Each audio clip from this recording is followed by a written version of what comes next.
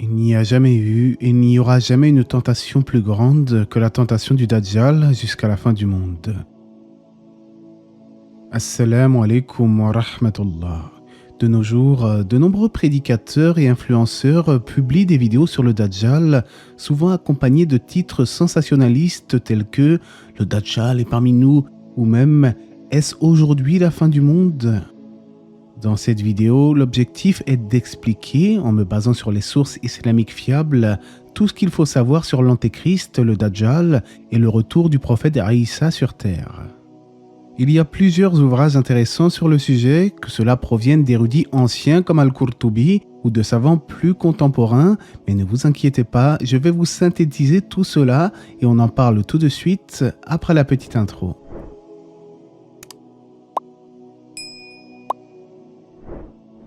Abu Huraïra rapporte que le prophète wassalam, a dit que 3 signes majeurs de la fin des temps, lorsqu'ils apparaîtront, rendront la foi inutile à celui qui ne croyait pas auparavant. Il s'agit du lever du soleil depuis l'ouest, de la bête de terre et du faux messie ad-Dajjal. À ce sujet, Allah dit dans le Coran « Le jour où certains des signes de ton Seigneur viendront, la foi en eux ne servira à rien à une âme qui n'avait pas cru auparavant. » L'imam Ibn Hajar Asqalani explique dans l'un de ses ouvrages que la venue du Dajjal est le premier grand signe de la fin des temps. Bien qu'il y ait de nombreuses explications concernant le sens du mot Dajjal, la plupart des savants s'accordent à dire que cela désigne le grand menteur, l'égaré. On nomme le Dajjal le faux messie en opposition au prophète Jésus alayhi salam, qui lui est le véritable messie.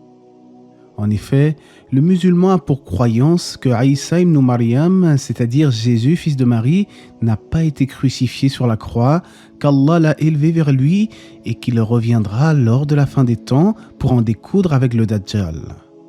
À la fin de chaque prière, les musulmans cherchent protection auprès d'Allah contre 4 choses. La tentation contre le châtiment de la tombe, contre le châtiment de l'enfer, contre la tentation de la vie et de la mort et contre la tentation du Dajjal. Mais qui est-il exactement? Quel est son objectif et quels sont ses pouvoirs? La première chose à savoir, c'est que le Dajjal n'est pas une créature monstrueuse et bien qu'il est rapporté qu'il soit de très grande taille, il s'agit bel et bien d'un être humain de la descendance d'Adam. Par contre, chaque croyant sera en mesure de l'identifier, alhamdulillah. En effet, beaucoup de hadiths évoquent la description physique du Dajjal en détail. Parmi ses caractéristiques, il s'agit d'un homme borgne, c'est-à-dire qu'il n'a qu'un seul œil fonctionnel. Entre ses yeux est écrit « kafir », ce qui signifie « mécréant ». On rapporte que tout musulman pourra décrypter ce mot même s'il ne sait pas lire, contrairement aux infidèles. L'objectif principal du Dajjal sera de tromper l'humanité et d'éprouver la foi des croyants. Il cherchera à se faire adorer en disant aux gens « Je suis votre Seigneur ». C'est pour cela que l'on nomme souvent le Dajjal le grand trompeur, l'imposteur. Par la permission d'Allah, il sera même muni de pouvoirs surnaturels, mais nous allons y venir. Une question que se posent parfois certaines personnes, mais où est le Dajjal exactement sur Terre? Eh bien, tout comme nous l'avons déjà vu avec Gog et Magog, il n'y a pas lieu de rechercher l'endroit exact où se situent ces créatures, car cela ne comporte aucun intérêt pour le musulman. Ce qui est sûr en revanche, c'est qu'il apparaîtra du côté de l'Orient, comme on le rapporte du prophète wassalam, le faux messie sortira d'un territoire en Orient que l'on appelle Khurasan. On rapporte que le Dajjal apparaîtra dans une période de faiblesse de la religion, comme cela est le cas d'ailleurs actuellement. Dans un hadith rapporté par Muslim, il est dit qu'il demeurera 40 jours durant lesquels il parcourra la terre, un jour comme une année, un jour comme un mois, un jour comme une semaine, puis le reste comme des jours normaux. Tout ceci laisse comprendre qu'il y aura une perturbation du cycle temporel, ce qui prouve que le Dajjal sera une grande épreuve pour les gens. Cette épreuve sera accompagnée de beaucoup de signes extraordinaires. Le Dajjal pourra par exemple se déplacer dans n'importe quelle contrée à très grande vitesse et selon un hadith, sa vitesse sera comparable à la pluie lorsqu'elle est poussée par le vent. Malgré tout, Allah fera en sorte que le Dajjal ne puisse pas entrer à la Mecque et à Médine. En fait, seuls les mécréants le suivront, contrairement aux véritables croyants qui refuseront de se laisser abuser par ses artifices. En effet, on rapporte qu'il ordonnera à la pluie de tomber sur la terre et de faire pousser la végétation, et cela se réalisera tel qu'il l'a demandé.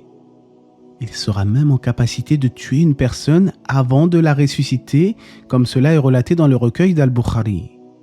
Bien entendu, c'est Allah qui permettra à cet imposteur d'éprouver les gens à travers de tels pouvoirs, car le Dajjal à lui seul n'est qu'une créature assujettie au décret divin. Parmi ses supercheries, on rapporte qu'il dira à un bédouin « Si je ressuscitais tes parents, reconnaîtras-tu que je suis ton Seigneur ?» Il répondra « Oui ». 2 démons prendront alors l'apparence de ses parents et lui diront « Ô mon fils, suis-le, car il est ton Seigneur ». Le Dajjal apparaîtra donc dans une période de grand trouble et nous allons voir ensemble comment nous prémunir de son mal. Mais avant toute chose, je tiens à rappeler que les hadiths mentionnant le Dajjal et ses pouvoirs sont confirmés et authentiques. Il n'y a donc aucune raison de douter de ces informations, contrairement à ceux qui suivent la voie des Mu'tazilites, lesquels n'acceptent que les textes conformes à leur compréhension des choses.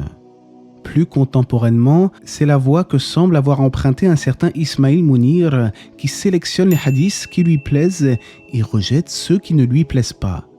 Pire encore, de tels individus en arrivent à remettre en doute le Coran lui-même, waliyadu billah. Concernant le Dajjal, il ne fait aucun doute qu'Allah est capable de toutes choses et que tous ses prodiges se réaliseront bel et bien à l'approche de la fin des temps.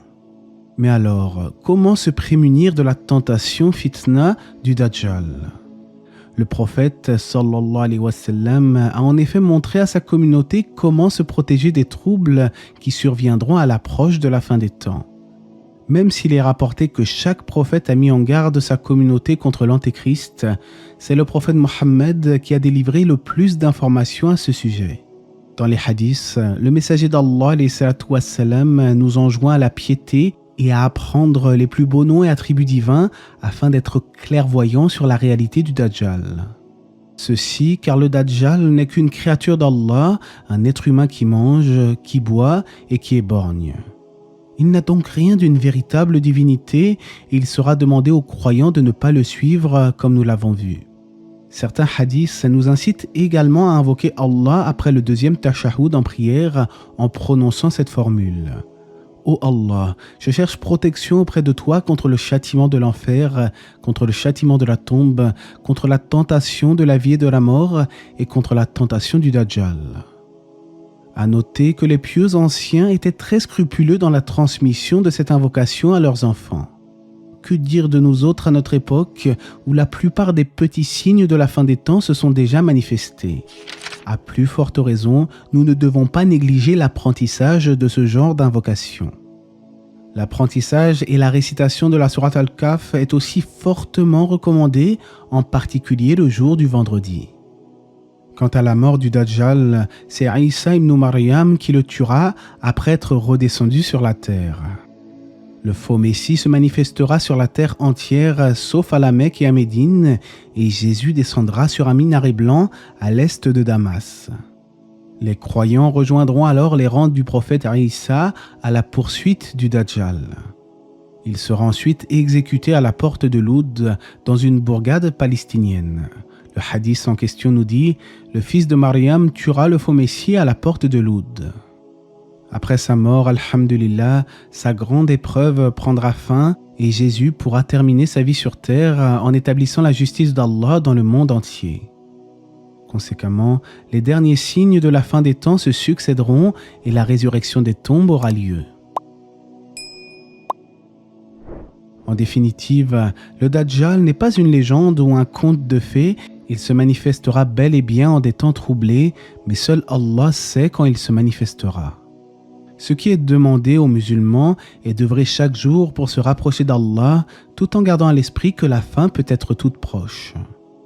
D'après Abu Huraira, le prophète alayhi salatu wa salam nous a avertis en disant « Empressez-vous d'œuvrer avant que ne survienne une épreuve comme un morceau de la nuit noire. durant laquelle l'homme sera croyant le matin et mécréant le soir, ou il sera croyant le soir et mécréant le matin.